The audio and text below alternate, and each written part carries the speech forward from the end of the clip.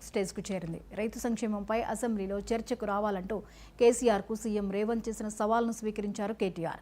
ఈవేళ సోమాజిగూడ ప్రెస్ క్లబ్లో చర్చ పెడదామన్నారు కేటీఆర్. తెలంగాణలో 18 నెలలుగా మోసపూరిత పాలన సాగుతోందని, అడ్డగోలు హామీలతో రైతులతో పాటు అందరినీ మోసం చేశారని ఆరోపించారు. దమ్ముంటే చర్చకు రావాలని సీఎం రేవంత్కు సవాల్ చేశారు కేటీఆర్. సీఎం రేవంత్ ఎక్కడికి వస్తారో రండి అని సవాల్ విసిరారు. అసెంబ్లీలో చర్చ పెట్టరు, పెట్టినా మాకు మైక్ ఇవ్వరని మండిపడ్డారు కేటీఆర్.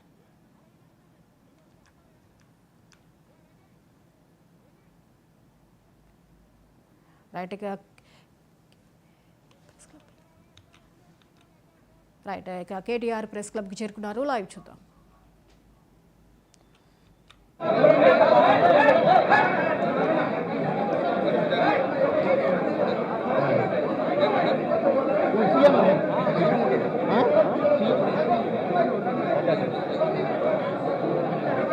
అదే విజువల్ రావాలన్నా, ఇది విజువల్ రావాలి.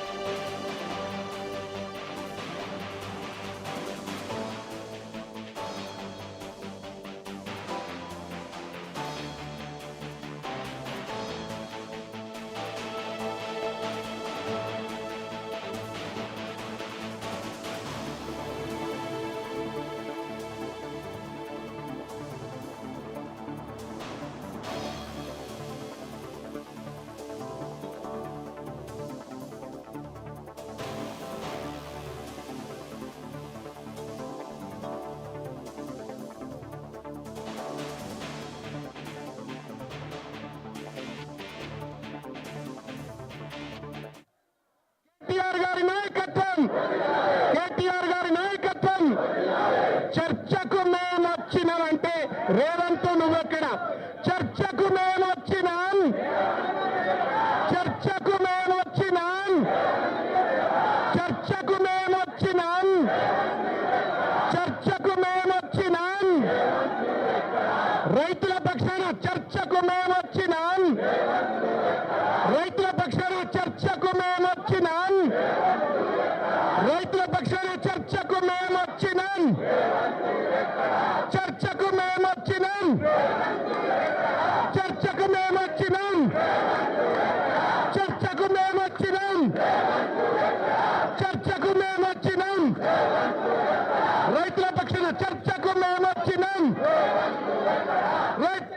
చర్చకు మేము వచ్చినాం, చర్చకు మేము వచ్చినాం, చర్చకు మేము వచ్చినాం, చర్చకు మేము వచ్చినాం, చర్చకు మేము వచ్చినాం, చర్చకు మేము వచ్చినాం.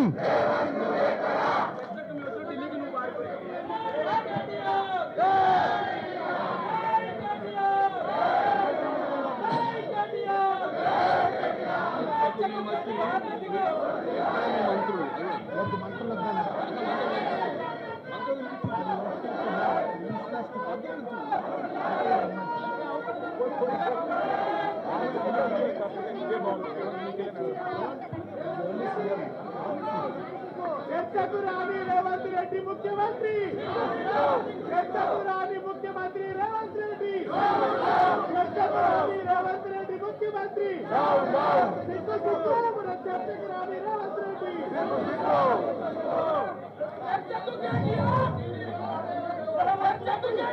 ఢిల్లీలో రేవంత్, ఢిల్లీలో రేవంత్, ఢిల్లీలో రేవంత్. ఢిల్లీలో రేవంత్ ఢిల్లీలో రేవంత్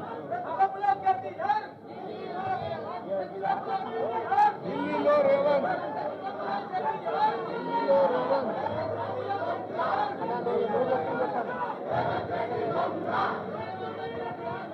రేవంత్ రెడ్డి దొంగ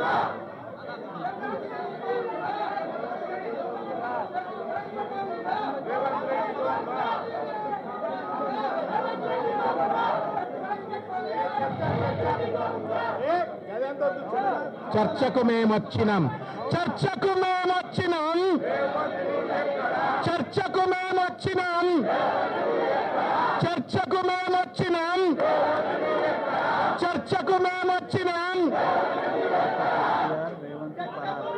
ఓకే ఇంకోటి ఇంకోటి ఇంకోటి ఇంకో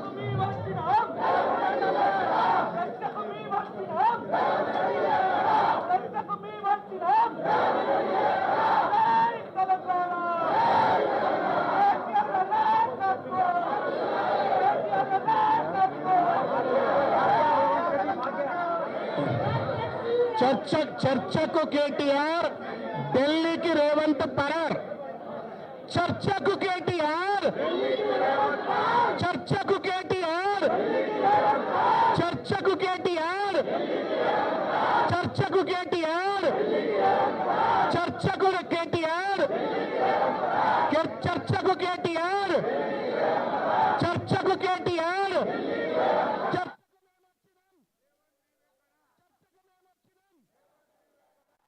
సిద్ధము అంటూ కేటీఆర్ ప్రెస్ క్లబ్కు చేరుకున్నారు. అయితే రేవంత్ని మేము చర్చకు సిద్ధం వచ్చాము అంటూ అక్కడ స్లోగన్స్తో సహా అక్కడ ప్రెస్ క్లబ్లో నినదిస్తున్నారు.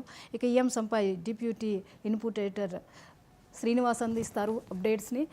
శ్రీనివాస్ చెప్పండి, ఇప్పుడు కేటీఆర్ ప్రెస్ క్లబ్కు చేరుకున్నారు, అక్కడ స్లోగన్స్ ఇస్తున్నారు, వీటన్నిటిని ఎలా చూడొచ్చు? సీఎం రేవంత్ రెడ్డి ఏమో ఢిల్లీ పర్యటనలో ఉన్నారు. జ్యోతి, ఇక తెలంగాణ రాష్ట్ర వ్యాప్తంగా మరొకసారి కాంగ్రెస్ బీఆర్ఎస్ ల మధ్య అయితే ఇక సవాళ్ల పర్వం కొనసాగుతుందని చెప్పుకోవచ్చు. మొన్న 4వ తేదీన ఎల్బీ స్టేడియంలో సామాజిక న్యాయ డైరీలో తెలంగాణ సీఎం రేవంత్ రెడ్డి ఏదైతే రైతు సంక్షేమంపై మరి మా కాంగ్రెస్ ప్రభుత్వం రైతుల కోసం ఎన్నో సంక్షేమ పథకాలు అమలు చేస్తుంది, సో దీంట్లో మరి చర్చకు రావాలని చెప్పి కూడా ఇటు మరి కేటీఆర్ ను అలాగే కేసీఆర్ ఎవరు వస్తారో రండి, మరి ఇక్కడ ఢిల్లీలో ఉన్న మోడీ వస్తాడా, గల్లీలో ఉన్న కేడీ వస్తాడా అనే ఒక సంచలనమైన సవాల్ విసిరే నేపథ్యంలో ఆ సవాల్ని అయితే మరి కేటీఆర్ స్వీకరించారు. సో మొత్తానికి 5వ తేదీన ఆయన తెలంగాణ భవన్ లో మీడియాతో మాట్లాడుతూ కూడా సో మరి సీఎం రేవంత్ రెడ్డి సవాల్ను నేను స్వీకరిస్తున్నాను, ఆయన మరి తప్పకుండా ఈ యొక్క విసిరిన సవాల్ మేము కట్టుబడి ఉన్నాం, సో దీంట్లో అసెంబ్లీలో పార్లమెంట్ లో కాదు, సోమాజిగూడలో ప్రెస్ క్లబ్ లో కలుద్దాము, సీఎం గా మీరు రండి, మరి మీ స్థాయికి కేసీఆర్ అవసరం లేదు, నేను వస్తాను, నాతో చర్చకు రండి అని చెప్పి కూడా ఆయన 5వ తేదీ తెలంగాణ భవన్ లో కూడా మరి ఏదైతే రేవంత్ సవాల్ను స్వీకరించారు, చర్చకు నేను సిద్ధమని కూడా ప్రకటించారు. ఈ నేపథ్యంలో మొత్తానికి మరి 72 గంటల సమయం కూడా ఇస్తున్నా, సో మీరు మీకు కొంత సమయం కావాలి, గతంలో కూడా మీరు ఇచ్చిన మాట తప్పారు చాలా అంశాల్లో, కానీ ఇప్పుడు మీరు తప్పించుకోవద్దు, సో 3 రోజుల ముందే నేను మీకు సమయం ఇస్తున్నాను, సో మీరు ఎక్కడికి రమ్మంటే నేను అక్కడికి వస్తాను, కొడంగల్కి వెళ్దామన్నా, కొండారెడ్డిపల్లికి వెళ్దామన్నా, మీ నియోజకవర్గమైనా మీ గ్రామమైనా ఓకే, నేను అక్కడికి చర్చకు వస్తాను. అట్ ద సేమ్ టైం మరి 3 రోజుల ముందుగానే నేను చెప్తున్నాను, 8వ తేదీన మీరు day to time place fix చేయకుంటే 8వ తేదీ సోమాజిగూడ ప్రెస్ క్లబ్ కు 11 గంటలకు నేను వస్తాను అని కేసీఆర్ తరఫున కేటీఆర్ సవాల్ని అయితే మరొకసారి కూడా రేవంత్ కు విసిరడం జరిగింది. సో మొత్తానికి మరి కేటీఆర్ చెప్పిన విధంగానే 10 గంటలకి మరి తెలంగాణ భవన్ కు వచ్చారు. ఇక భారీ ఎత్తున కార్యకర్తలు, ఎమ్మెల్యేలు, ఎమ్మెల్సీలు అంతా కూడా అక్కడికి చేరుకున్నారు. సో నేతలు కూడా, నాయకులు కూడా అందరూ కూడా తెలంగాణ భవన్ నుంచి మరి ఉదయం 10 గంటలకి కేటీఆర్ కూడా అక్కడ చేరుకోవడం కావచ్చు. సో ఆయన చెప్పిన టైం ప్రకారం కూడా ఆయన కూడా మరి బయలుదేరి ప్రెస్ క్లబ్ కు వెళ్ళారు. ఇప్పుడు ప్రస్తుతం ప్రెస్ క్లబ్ లో ఉన్నారు. 11 గంటలకి మరి కేటీఆర్ చెప్పిన విధంగా ప్రెస్ క్లబ్ చేరుకున్నారు. అయితే తెలంగాణ సీఎం రేవంత్ రెడ్డి మాత్రం ఇక దీంట్లో నిన్న ఢిల్లీ పర్యటన కోసం ఢిల్లీ వెళ్ళారు. సో ఈ రోజు కూడా ఆయన ఢిల్లీలోనే ఉన్నారు. సో రేవంత్ రెడ్డి ఏదైతే మొట్టమొదటగా ఎల్బీ స్టేడియం లో చేసిన ఏదైతే సవాల్ ఉందో దాన్ని స్వీకరించి కేటీఆర్ మరి అనుకున్న ప్రకారం 72 గంటల టైం ఇస్తున్నా, ఆ టైం ప్రకారం మీరు రండి చర్చ అక్కడ పెడదామని చెప్పి చెప్తున్న నేపథ్యంలో మంత్రులంతా కూడా మరి అసెంబ్లీ ఉంది, చట్టసభలు ఉన్నాయి, సో దీంట్లో జరగాలి కానీ ప్రెస్ క్లబ్ లో చర్చ జరగడం ఏంటని చెప్పి కూడా ఖండించారు. అట్ ద సేమ్ టైం మరి ఇక రేవంత్ రెడ్డితో చర్చించాలంటే ఖచ్చితంగా నువ్వు ఆ పార్టీకి సంబంధించిన అధ్యక్షుడు అయి ఉండాలి, తర్వాత ప్రధాన ప్రతిపక్ష నేతగా నువ్వు ఉండాలి, అప్పుడు మాత్రమే మేము మీతో చర్చ చేయడానికి మా సీఎం రెడీగా ఉంటాడు, అప్పుడు మాత్రం మీకు అర్హత వస్తుందని చెప్పి మరి కాంగ్రెస్ వర్కింగ్ ప్రెసిడెంట్ జగ్గారెడ్డి లాంటి వాళ్ళు కూడా చెప్తున్న నేపథ్యంలో మొత్తానికి ఇక మరి కొంతమంది కాంగ్రెస్ ఎమ్మెల్యేలు కూడా మరి ప్రెస్ క్లబ్ కు రావడానికి సిద్ధమైనట్టు గాంధీ భవన్ నుంచి కూడా సమాచారం అందుతోంది. సో మొత్తానికి ఆ బీఆర్ఎస్ కాంగ్రెస్ ల మధ్య ఏదైతే ఉందో ఈ సవాళ్ళ పర్వం అయితే కొంత ఉద్రిక్తమైన వాతావరణం అయితే కనిపిస్తోంది. సో ఓవరాల్ గా మరి ఏదైతే 3 రోజుల క్రితం కేటీఆర్ చెప్పిన విధంగానే మరి 8 అవుతుంది అంటే ఈ రోజు ఖచ్చితంగా 11 గంటలకు ప్రెస్ క్లబ్ లో ఉంటాం, రేవంత్ రెడ్డి రావాలని పిలుపునియడం కావచ్చు. మరి ఇదే అంశంలో రేవంత్ రెడ్డి వస్తాడని వాస్తవానికి అంతా భావించారు. ఎందుకంటే ముందుగా రేవంత్ రెడ్డి మాత్రమే సీఎం గా మరి రైతు సంక్షేమం విషయంలో మరి మన సామాజిక న్యాయ వేది బహిరంగ సభలో ఏదైతే కాంగ్రెస్ నిర్వహించిన సభలో ఆయన చేసిన సవాళ్ళను అయితే కేసీఆర్ వస్తాడా కేటీఆర్ వస్తాడా అని చెప్పిన నేపథ్యంలో కేటీఆర్ ఆ సవాల్ను స్వీకరించారు. అనుకున్న విధంగానే సోమాజిగూడ ప్రెస్ క్లబ్ అయితే రావడం జరిగింది. ఇప్పుడు సోమాజిగూడ ప్రెస్ క్లబ్ వద్ద కూడా మరి ఈ యొక్క ఆత్మహత్యలు చేసుకున్న 600 మంది అన్నదాతల కోసం, 600 మంది రైతన్నల కోసం ముందుగా 1 నిమిషం నివాళి అర్పించి ఆ తర్వాత మనం మాట్లాడుకుందాం. దయచేసి అందరూ కూడా మౌనంగా 1 నిమిషం లేచి నిలబడవలసిందిగా అందరినీ కోరుతాం.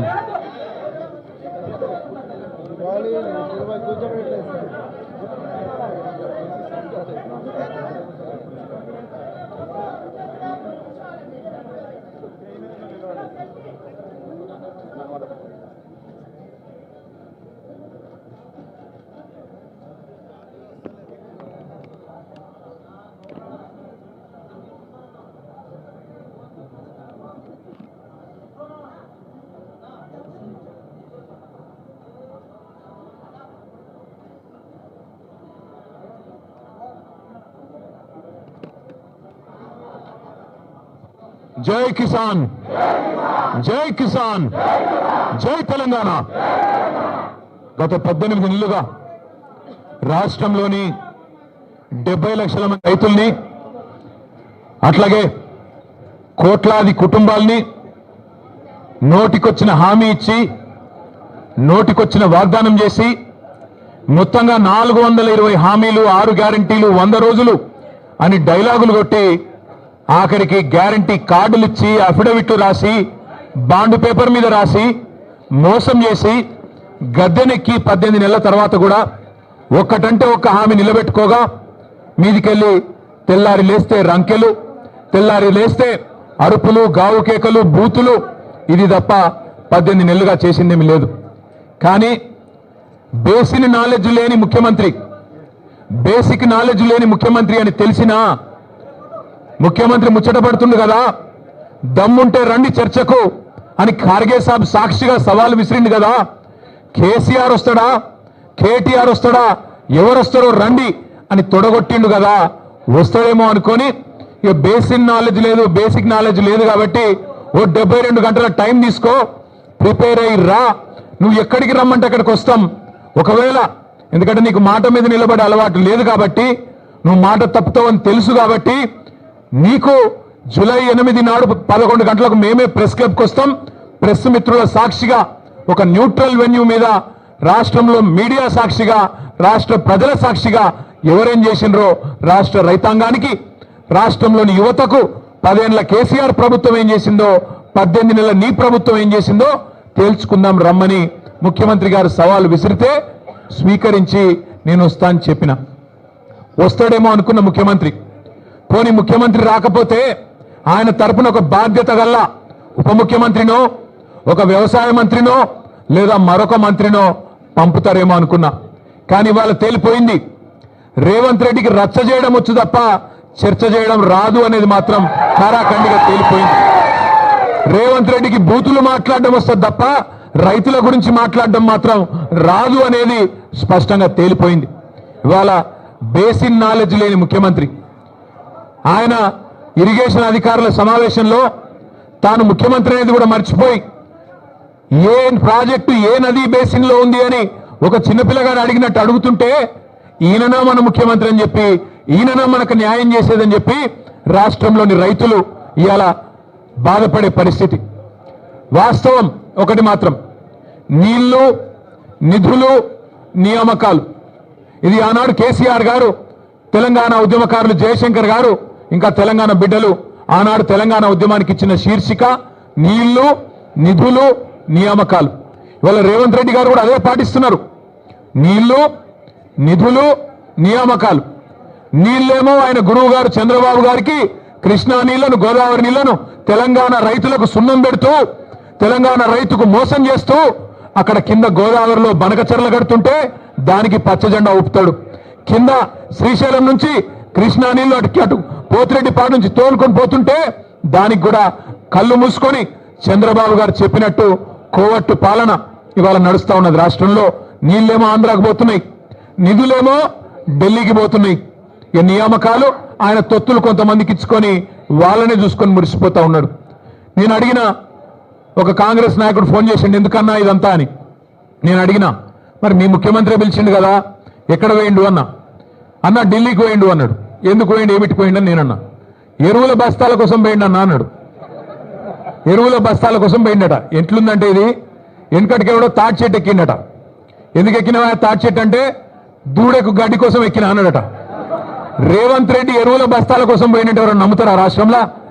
రేవంత్ రెడ్డి ఏ బస్తాలు తీసుకొని పోయిండో ఢిల్లీకి అందరికీ తెలుసు. రేవంత్ రెడ్డి వాళ్ళ ఢిల్లీ బాసులకు, కేంద్రంలో ఉండే పెద్దలకు ఏ బస్తాలు మోస్తాడో, ఏ బస్తాలు మోసి ఇవాళ ఆ పదవి కాపాడుకుంటున్నాడో రాష్ట్రంలో చిన్నపిల్లలకు కూడా తెలుసు. మనోళ్ళు సోషల్ మీడియాలో మా తమ్ముళ్ళు చెల్లెళ్ళు మంచిగా ముద్దు పేరు పెట్టిండ్రు.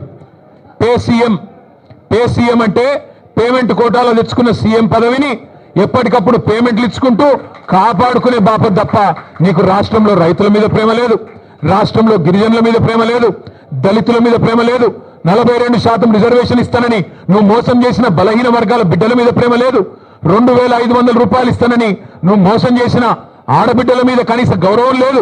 ఇట్లా చెప్పుకుంటూ పోతే ఒక్కటంటే ఒక్క విషయంలో కూడా ఈ ముఖ్యమంత్రి గారు ఇప్పటివరకు సఫలం కాలేదు. ఆయన వచ్చినా రాకపోయినా నేను మొత్తం లెక్క తీసుకొని వచ్చిన రాష్ట్రంలో మొన్న వేసిన రైతు బంధు అయిపోయింది మొత్తం వేసేసినామని చెప్పిన రైతు బంధు దానిలో డొల్లతనం కూడా ఆయనకు చెప్దామని వచ్చిన. స్వయంగా రేవంత్ రెడ్డి నియోజకవర్గం కొడంగల్లో, స్వయంగా ముఖ్యమంత్రి ప్రాతినిధ్యం వహిస్తున్న కొడంగల్ నియోజకవర్గంలో ఇగో రైతు బంధు రాని రైతుల సంఖ్య, మొన్న వేసిన రైతు బంధు 670 మంది రైతుల పేర్లు, వివరాలు, అడ్రస్లు, ఫోన్ నంబర్లతో సహా తీసుకొని మరీ వచ్చిన. అట్లే రాష్ట్రంలో రుణమాఫీ కాని రైతుల జాబితా లక్షల సంఖ్యలో ఉన్నవారు, వారందరి జాబితా కూడా తీసుకొని వచ్చినాం. అట్లాగే ఈ రాష్ట్రంలో ఈ ప్రభుత్వం వచ్చిన తర్వాత, రేవంత్ రెడ్డి గారి ప్రభుత్వం వచ్చిన తర్వాత మరణించిన, బలవన్ మరణాలకు పాల్పడ్డ 600 మంది రైతుల లిస్టుతో సహా తీసుకొని వచ్చినాం. అట్లాగే ఈ రాష్ట్రంలో బోనస్ రాక పంటలు అమ్ముకునే దిక్కులేక ప్రభుత్వం కొనక మిల్లర్లకు అమ్ముకొని నష్టపోయిన రైతుల జాబితా కూడా మీరు ఏమంటే ఇవ్వడానికి సిద్ధంగా ఉన్నాం. ఇవాళ రాష్ట్రంలో ఎరువుల కొరత రైతులను సతమతం చేస్తున్నది. ఒక ఆధార్ కార్డు మీద ఒకటే ఎరువు బస్తా, ఒకటే యూరియా బస్తా ఇస్తామంటే ఇలా రైతులు మళ్ళా లైన్లు కట్టి చెప్పులు క్యూలో పెట్టి ఎదురు చూస్తా ఉన్నారు ఫర్టిలైజర్ దుకాణాల ముంగట. రేవంత్ రెడ్డి అధికారంలోకి వచ్చే ముందు ఒక పాటను తయారు చేసి దేశం మీదకి వదిలిరు. మళ్ళీ ఆనాటి రోజులు తీసుకొస్తామని చెప్పారు. నిజంగానే ఆనాటి రోజులు తెచ్చిండ్రు. ఆనాటి రోజులు కరెంటు కోతల రోజులు, మళ్ళీ ట్రాన్స్ఫార్మర్లు పేలిపోయే రోజులు, ఆనాటి రోజులు ఎరువుల కోసం, విత్తనాల కోసం లైన్లలో నిలబడే రోజులు మళ్ళీ కాంగ్రెస్ ప్రభుత్వం తీసుకొని వచ్చింది. ఇందిరమ్మ రాజ్యం అంటే సంక్షేమ రాజ్యం వస్తుందేమో అనుకున్నారు ప్రజలు. కానీ ఇందిరమ్మ రాజ్యం అంటే అక్రమ కేసులు, ఇందిరమ్మ రాజ్యం అంటే అణిచివేతలు, ఇందిరమ్మ రాజ్యం అంటే నిర్బంధాలు, ఆనాడు 50 ఏళ్ల కింద విధించిన ఎమర్జెన్సీని మళ్ళీ తలపించే విధంగా ఇందిరమ్మ రాజ్యం అంటేనే భయమయ్యేటట్టు ఇలా మళ్ళొక్కసారి పేదల మీద, గిరిజనుల మీద, దళితుల మీద దాడులు చేస్తూ చివరికి సోషల్ మీడియాలో ఒక పోస్ట్ పెడితే, రీట్వీట్ పెడితే నల్లబాలు అనే ఒక బలహీన వర్గాల తమ్ముడు శశిధర్ గౌడ పిల్లగాని పేరు, ఆయనను తీసుకుపోయి ఇలా జైల్లో పెట్టిండ్రు. అందుకే ఇందిరమ్మ రాజ్యం అంటే ఏందో ప్రజలకు అర్థమైంది, ఆనాటి రోజులు అంటే ఏందో అర్థమైంది, మార్పు అంటే ఏందో అర్థమైంది, అన్ని విషయాలు అర్థమైనాయి. కాబట్టే కర్రుగాల్చి వాత పెట్టడానికి రేవంత్ రెడ్డి గారికి రాష్ట్ర ప్రజలు సిద్ధంగా ఉన్నారు. మీ అందరితో ప్రెస్ మిత్రులతో కూడా వారికి నేను ధన్యవాదాలు చెప్తా ఉన్నా. ప్రెస్ క్లబ్ మా శ్రీనివాస్ గౌడ్ సాబ్ ఫోన్ చేసి ఇట్లా చర్చ ఉన్నది, మరి మాకు అవకాశం ఇవ్వండి అంటే వెంటనే వారు అవకాశం ఇచ్చినందుకు వారికి కూడా ధన్యవాదాలు. ముఖ్యమంత్రి గారికి మర్యాదగా తువాలేసి దాని మీద రాసి నీకోసం ఇంతమంది పెద్దోళ్ళు నిలబడి, మాజీ హోంమంత్రి గారు, ఇక మాజీ అడిషనల్ డీజీపీ గారు, మాజీ మంత్రులు, మా రాజ్యసభ సభ్యులు, మా ఎమ్మెల్యేలు అందరూ నిలబడి నీకోసం కుర్చీ వేసి అర్ధగంట ఎదురు చూసినాం. నీకు నీ కుర్చీకి ఇచ్చే గౌరవం నీకు ఇచ్చినాం. కానీ ముఖ్యమంత్రి గారు మీరు గౌరవాన్ని నిలుపుకునే పద్ధతిలో లేరు. మీరు మీ మాటలు, మీ రోత చేష్టలు ఇవన్నీ తెలంగాణ సమాజం గమనిస్తూ ఉంది. పెద్దలు కేసీఆర్ గారిని మీరు ఎట్లా ప్రతిరోజు దుర్భాషలాడుతున్నారో ప్రపంచం మొత్తం చూస్తూ ఉంది. ఒకటి మాత్రం వాస్తవం, నువ్వు 4 రోజులు మోసాలు చేసి తప్పించుకోవచ్చు గాక, 4 రోజులు ఇట్లనే డైలాగులు కొట్టి తొడగొట్టి గతంలో తప్పించుకున్నట్టే తప్పించుకోవచ్చు గాక. ఆయన ముఖ్యమంత్రి గారికి సవాల్ చేసుడు పారిపోడు కొత్తేం కాదు. మీకు యాదికుండాలే, 2018లో ఇదే సిపాయి డైలాగులు కొట్టిండు. కొడంగల్లో నేను ఓడిపోతే రాజకీయ సన్యాసం చేస్తా అన్నాడు. 2018లో ఓడిపోయి